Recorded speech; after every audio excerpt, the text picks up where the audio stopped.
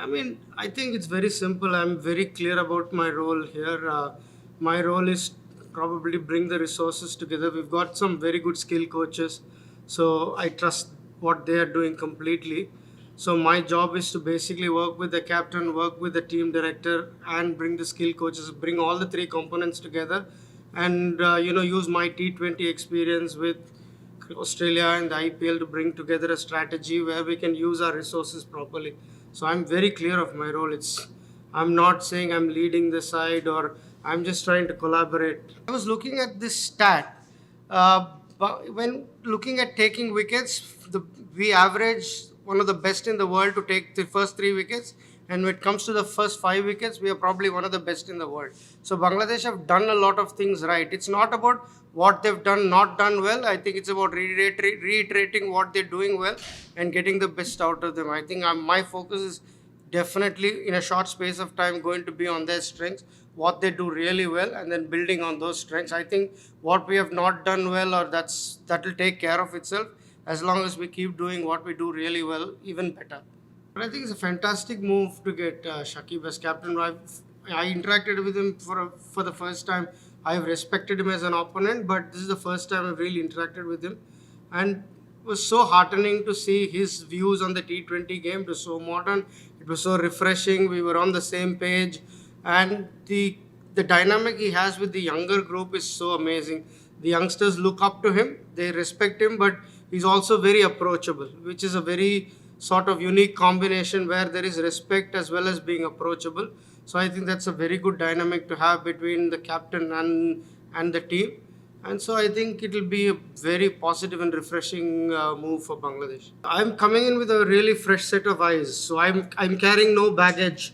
What you're saying is news to me. So I'm not looking at it that way.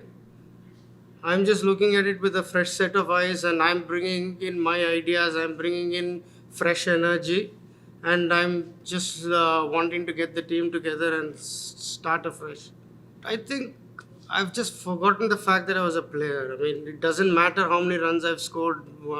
At the end of the day, I'm here to help other people, and that's probably my biggest strength.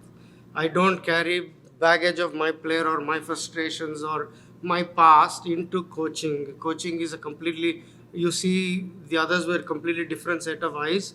And my experience dealing with different cultures, worked with the IPL, worked with the Indian boys, worked with the Aussie setup.